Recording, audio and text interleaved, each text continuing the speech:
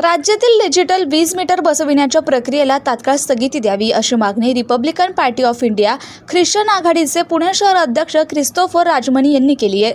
या संदर्भात त्यांनी केंद्रीय राज्यमंत्री रामदास आठवले आणि मुख्यमंत्री देवेंद्र फडणवीस यांना निवेदन दिलं। नागरिकांच्या संमतीशिवाय बसवलेल्या या डिजिटल मीटरमुळे वीज बिलात तिप्पट वाढ झाल्याच्या तक्रारी आहेत। पूर्वी 1000 रुपये येणारे बिल आता 3000 रुपयांवर गेल्याने सर्वसामान्य कामगार आणि ज्येष्ठ नागरिकांचा आर्थिक बजेट कोलमडला आहे।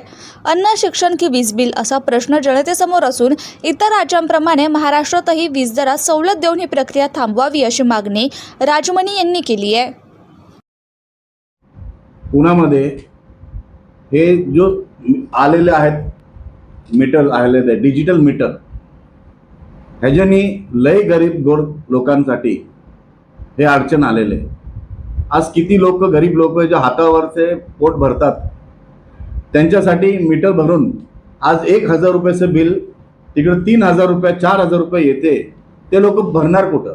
आज किती लोक रिटायर लोक आहेत, जे आज किती रिटायर लोक आहे, गरीब ज्येष्ठ नागरिक लोक आहेत, त्यांना पेन्शन येतात ते 10,000 15,000 रुपये, त्याच्याने ते 4 ते 5,000 रुपये कसं मीटरचं बिल भरल आणि ते काय खाईल आणि काय करणार?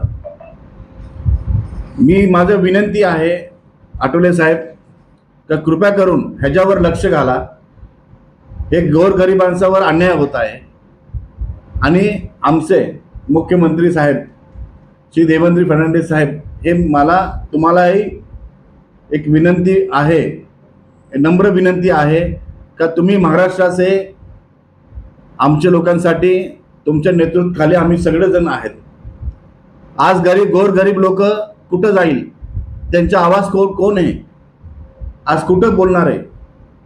मीटर नाही तर काहीच नाही, घरात लाईट नाही, आजारपण आहे, लोकांपर्यंत काय जाणार आहे? लोकांची आवाज कुठपर्यंत जाईल? तर ह्यासाठी काही ना काही तुम्ही मार्ग काढा, कारण की लय लोकांचं माझ्याकडे स्वतःहून अर्ज आलेले आहे का बाबा आमचं ख्रिश्चनचं लाईट बंद झालेलं आहे, आमचं सगळ्यांचं लाईट कापतात आहे, आम्हाला एवढं बिल आलेलं आहे। जो आज आजार लोक आहे, अपंग लोक आहे, ते कुठून देईल? हे आज मुद्दा आहे, हे समाजाचा मुद्दा आहे। आज प्रत्येक दुसरं स्टेटमध्ये त्यांना सुविधा आहेत, आपल्या महाराष्ट्रामध्ये आपल्याला का सुविधा नाही? आपल्या महाराष्ट्रामध्ये तुमच्यासारखं एवढं मोठे नेते आहेत, तुम्ही का नाही करू शकत आमच्यासाठी? तुम्ही शिक्षणासाठी केले, सगळ्यांसाठी केले। आज MSc बोर्ड हे जो आलेले आहे डिजिटल, हे आज ना उद्या हे प्रचंड लोकांचा त्रास होणार आहे। आज एक छोटा माणूस, एक शहरचा माणूस, एक शहरचा अध्यक्ष, पुणे ख्रिश्चन असोसिएशनचा माणूस अध्यक्ष असून मला नम्र विनंती आहे का हा मुद्दा तुम्ही मांडा। आमचे नेते श्री रामदास आठवले साहेब हे मुद्दा तुम्ही मांडा संसदमध्ये का हा लोकांना त्रास व्हायला लागले।